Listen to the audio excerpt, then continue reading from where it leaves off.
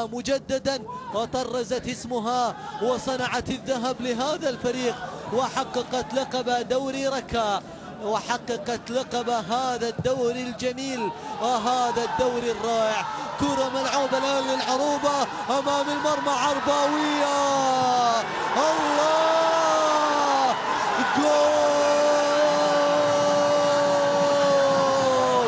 ما يكمل الفرح إلا بالفوز، ما يكتمل الفرح إلا بالفوز. والعروبة بطلا لدوري ركا وبطلا كبيرا، بطلا كبيرا وبطلا عظيما في دوري ركا في هذا الموسم. يا